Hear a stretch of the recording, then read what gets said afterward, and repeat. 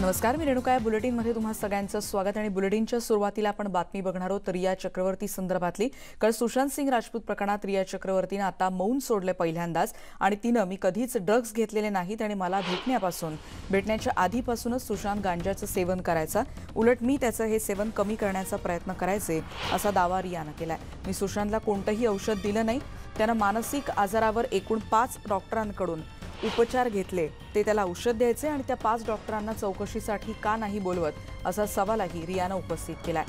सुशांतचे त्याच्या कुटुंबियांशी आधीपासूनच संबंध ताणलेले होते, पण गेल्या 5 वर्षात तो वडिलांना भेटलेलाही नव्हता. जर मी इतकी वाईट होते तर तेव्हाच तक्रार का नाही केली आणि का कुणी त्याच्यावर उपचारासाठी त्याला घेऊन गेलं नाही, असा प्रश्नही आता रियानं उपस्थित केलाय.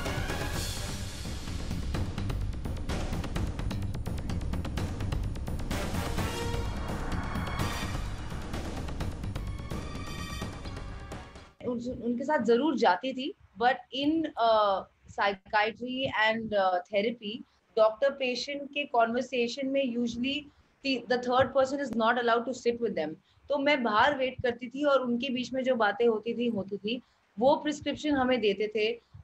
हम हाउस स्टाफ या मिरांडा या किसी से मंगाते थे और सुशांत टाइम टू टाइम अपनी दवाइयाँ खुद लेता था. अगर वो ट्रैवल कर रहा होता था तो मैं उसे ऐसे मैसेज भेजती थी कि baby don't forget to take your medicine, जो मुझे लगता है एक बहुत नॉर्मल चीज है, क्योंकि मेंटल हेल्थ इतना कम जाना समझा जाता है इस कंट्री में, इसलिए इसे साइकोटिक ड्रग्स बुलाते हैं. एक्चुअली ये एंटी साइकोटिक ड्रग्स हैं. ये एक इंसान जो मेंटल हेल्थ या डिप्रेशन या एंजाइटी से गुजर रहा है उनकी हेल्प करता है. ये प्रिस्क्रिप्शन के बिना नहीं अवेलेबल होती हैं. एक डॉक्टर को फ्रेश प्रिस्क्रिप्शन देनी पड़ती है. सुशांत जब जब मेडिकेशन पे था नवंबर टू जैन, तब हर हफ्ते उनके प्रैक्टिसिंग साइकाइट्रिस्ट से वो मिलता था और वही आगे का कोर्स ऑफ एक्शन बताते थे. मेरा रोल सिर्फ एक गर्लफ्रेंड और एक कंपेनियन का था. अगर उन्हें कोई और भी बीमारी होती और उनकी दवाइयाँ होती, मैं बस उन्हें टाइम टू टाइम ये बात याद दिलाती थी कि बाबा आपकी दवाइयाँ ले लो.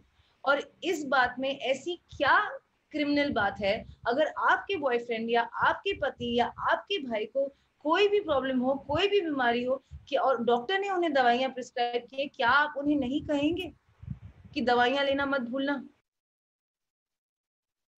Loved him.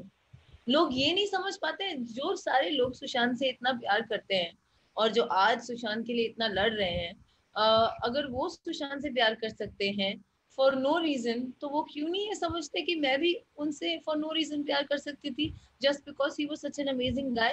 He was handsome, he was charming, he was intelligent, he was kind and he treated me really well.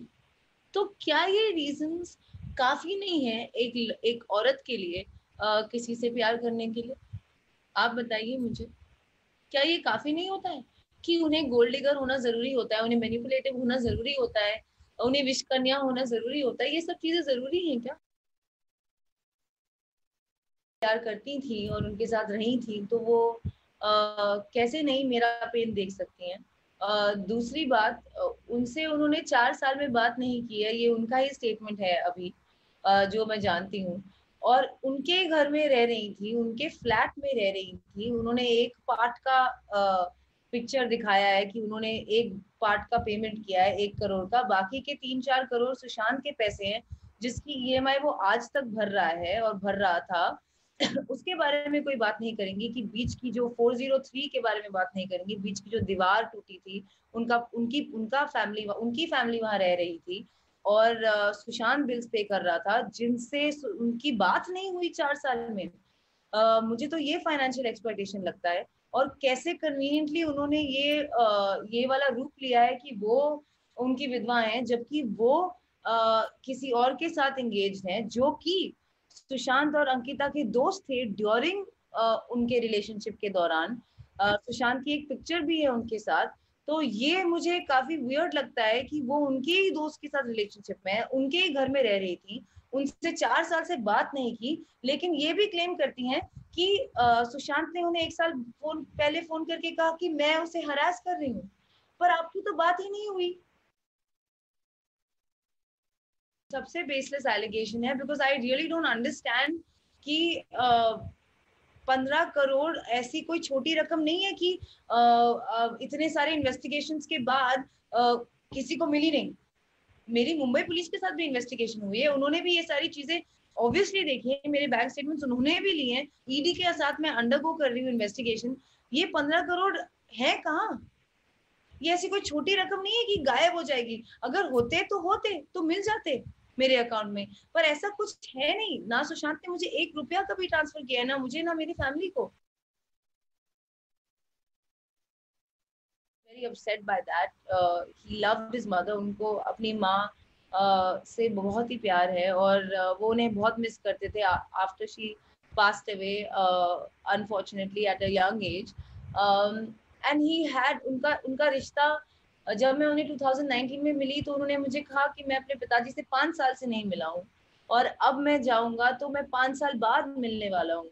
और ना मैंने उन्हें कभी रोका, ना मैंने उन्हें कभी टोका है किसी भी रिलेशनशिप के बारे में, किसी भी स्टाफ के हायरिंग के बारे में, किसी भी चीज के बारे में। वो वही करते थे जो वो चाहते थे। ये इससे इससे बेतुका एलिगेशन मैंने नहीं देखा है। इट्स वेरी सैड कि इस लेवल तक के एलिगेशंस लग रहे हैं मेरे पे।